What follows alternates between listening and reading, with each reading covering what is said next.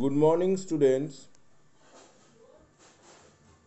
আজ আমি তোমাদের প্রথম ক্লাস নেব। আশা করি সকলে ভালো আছো, সুস্থ আছো, সাবধানে আছো। তো তোমাদের তৃতীয় অধ্যায় আজকে আমি শুরু করব। আমরা আজকে তৃতীয় অধ্যায় যেটাকে আমরা বলি অধ্যায়ের নাম, সেটা হচ্ছে ভূমিরূপ গঠনকারী প্রক্রিয়া ও উদ্ভূত ভূমিরূপ। মূলত আমরা ক্লাস 11-এ ভূমিরূপ গঠনকারী প্রক্রিয়া, যেগুলো অন্তর্জাত প্রক্রিয়া এবং তার উপর ভিত্তি করে যে সকল ভূমিরূপগুলো গড়ে ওঠে সেই বিষয় নিয়ে আলোচনা করব। তো ভূমিরূপ গঠনকারী প্রক্রিয়ার যদি আমরা সংজ্ঞাটা আলোচনা করি, যেটা খুব একটা ইন্টারেস্টিং একটা সংজ্ঞা,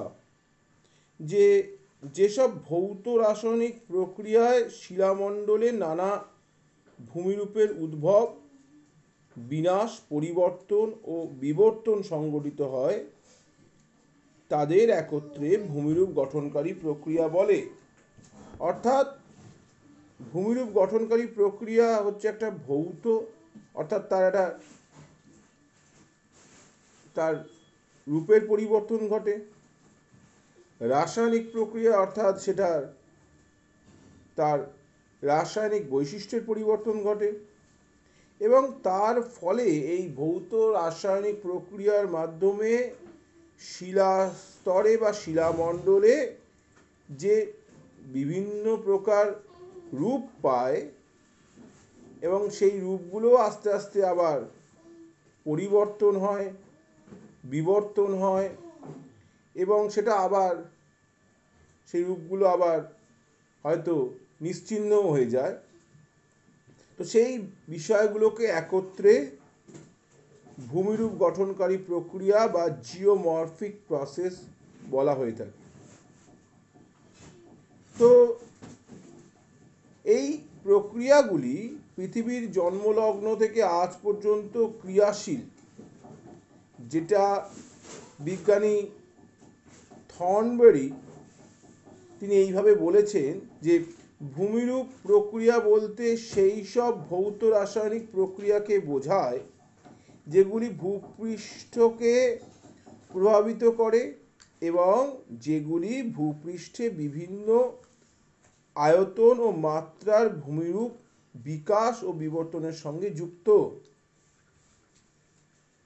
আমরা তাহলে থর্নবেরির সংজ্ঞাটি, ডব্লিউ.ডি. থর্নবেরির সংজ্ঞাটি আমরা পড়লাম। এখন আমরা ভূমিরূপ গঠনকারী প্রক্রিয়ার যে সকল বৈশিষ্ট্যগুলো আমরা লক্ষ্য করি সেগুলো নিয়ে একটু সংক্ষেপে আলোচনা করব। তো ভূমিরূপ গঠনকারী প্রক্রিয়াগুলো মূলত অন্তর্জাত এবং বহির্জাত শক্তি দ্বারা সৃষ্টি হয়। তো আমরা প্রথমেই বলেছি, আমরা ক্লাস 11-এ অন্তর্জাত প্রক্রিয়া এবং তার মাধ্যমে উদ্ভূত ভূমিরূপগুলো নিয়ে ক্লাস 11-এ আমরা আলোচনা করব। ক্লাস 12-এ আমরা বহির্জাত প্রক্রিয়াগুলোর উপরে বেশি করে জোর দেব। তো অর্থাৎ প্রক্রিয়াগুলি ভূপৃষ্ঠের ভেতরে বা বাইরে উভয় দিকে ক্রিয়াশীল হয়। অর্থাৎ ব্যাপারটা এইরকম যে একটা শিলাখণ্ড যেটা অন্তর্জাত প্রক্রিয়ার মাধ্যমে হয়তো কোনো একটা ভলক্যানিক ইরাপশন বা ইন্ট্রুসিভ যে ইরাপশন তার মাধ্যমে সৃষ্টি হয়েছে এবং তার উপরে একটা শিলা যখন সৃষ্টি হলো, তার উপরে আমরা যদি ছেনি হাতুড়ি দিয়ে কোনো একটা মূর্তি তৈরি করি, তাহলে অন্তর্জাত প্রক্রিয়ার মাধ্যমে শিলাটা তৈরি হয়েছে এবং বহির্জাত প্রক্রিয়া, অর্থাৎ এখানে আমরাই যদি বহির্জাত প্রক্রিয়ার একটা নিজেদের অংশ হিসাবে কল্পনা করি, সেগুলো আমাদের মাধ্যমে শ্রেণী হাতুড়ি দিয়ে সেখানে একটা অবয়ব সৃষ্টি হয়েছে। তাহলে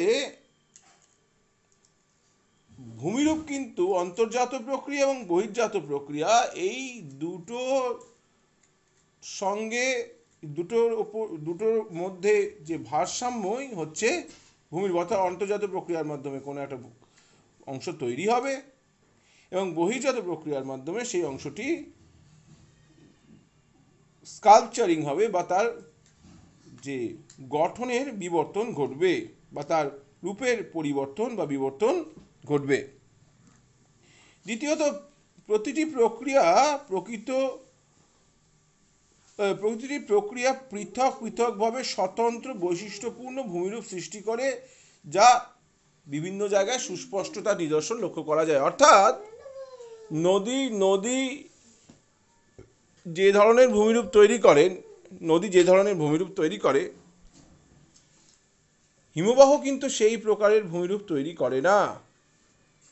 সমুদ্র তরঙ্গের সাহায্যে যে ধরনের ভূমিরূপ তৈরি হয়, বায়ুর ক্ষয়কার্যের মাধ্যমে কিন্তু সেই ধরনের ভূমিরূপ আমরা লক্ষ্য করি না। অর্থাৎ প্রত্যেকটি ভূমিরূপ গঠনকারী প্রক্রিয়ার নিজস্ব কিন্তু একটা স্বতন্ত্র নিদর্শন বা ভূমিরূপ আমরা লক্ষ্য করে থাকি। এবং তৃতীয়ত, যদি ভূমিরূপ প্রক্রিয়াগুলি প্রকৃতি ও তীব্রতা কিন্তু বিভিন্ন বিষয়ের ওপর সেটা নির্ভর করে। অর্থাৎ সেটা কোন অক্ষাংশে আছে, সেখানে উষ্ণতা কেমন, সেখানে বৃষ্টিপাতের পরিমাণ কেমন, সেখানে ভূমির ঢাল কেমন, সেখানে ভূমি কি প্রকারের শিলা দিয়ে গঠিত, এই সকল বিষয়গুলো কিন্তু ভূমিরূপ প্রক্রিয়াগুলোর সঙ্গে অঙ্গাঙ্গিকভাবে জড়িত। অর্থাৎ ভূমিরূপ প্রক্রিয়াগুলো কি ধরনের ভূমিরূপ তৈরি করবে তা কিন্তু এই যে আমি বিষয়গুলো উল্লেখ করলাম, যে বৈশিষ্ট্যগুলো উল্লেখ করলাম, তার উপরেও কিন্তু এই বিষয়গুলো নির্ভর করে। তো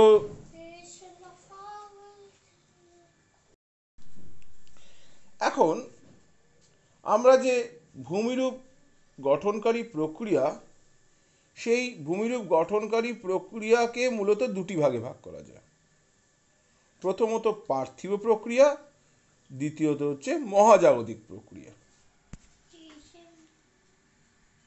তো আমরা যেই বিষয়টা নিয়ে আলোচনা করছিলাম, যে ভূমিরূপ গঠনকারী প্রক্রিয়াকে মূলত দুটি ভাগে ভাগ করা যায়, পার্থিব প্রক্রিয়া ও মহাজাগতিক প্রক্রিয়া।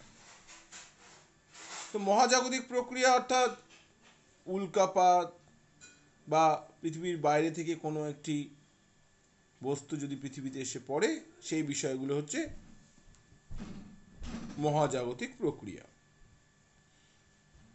আর পার্থিব প্রক্রিয়ার মধ্যে প্রথমেই আসছে হচ্ছে মানবীয় প্রক্রিয়া। অর্থাৎ পৃথিবীর উপরে মানুষ বিভিন্ন রকমের যেই ক্রিয়াকলাপ করে, তার মাধ্যমে কিন্তু ভূমিরূপের পরিবর্তন লক্ষ্য করা যায়।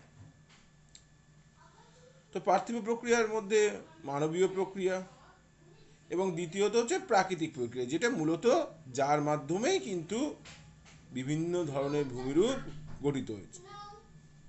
তো প্রাকৃতিক প্রক্রিয়ার মধ্যে প্রথমেই যেটা আমরা বলতে পারি সেটা হচ্ছে অন্তর্জাত প্রক্রিয়া এবং বহির্জাত প্রক্রিয়া। তো অন্তর্জাত প্রক্রিয়া অর্থাৎ ভূবিপর্যয়, যেটা পৃথিবীর অভ্যন্তরে থেকে সৃষ্টি হয়। তার মধ্যে প্রথমেই আসে হচ্ছে আকস্মিক আলোড়ন। অন্তর্জাত প্রক্রিয়ার মধ্যে আকস্মিক আলোড়নগুলো যেমন আমাদের ভূমিকম্প, আগ্নেয়োচ্ছ্বাস। ধীর আলোড়ন অর্থাৎ সমুদ্র জলতলের পরিবর্তন, সমস্থিতিক সঞ্চালন বা ভূগাঠনিক সঞ্চালন। ভূগাঠনিক সঞ্চালন আবার দু রকমের হয়, গিরিজনিক আলোড়ন এবং মহীভাবক আলোড়ন। এবং বহির্জাত প্রক্রিয়া বা যেই প্রক্রিয়াটাকে আমরা পর্যায়ন প্রক্রিয়া বলি, অর্থাৎ ভূমিরূপের ভারসাম্য অবস্থায় আসার প্রক্রিয়া, সেই প্রক্রিয়াগুলো মূলত তার মধ্যে পড়ে হচ্ছে অবরোহণ আরোহণ জৈবিক প্রক্রিয়া। আবার অবরোহণের মধ্যে আসে হচ্ছে আবহ বিকার, পুঞ্জিত ক্ষয় এবং ক্ষয়। তো আমরা ভূমিরূপ গঠনকারী প্রক্রিয়াগুলো একটা যে বিভিন্ন শ্রেণীবিভাগ সেই বিষয় নিয়ে আমরা আলোচনা করলাম।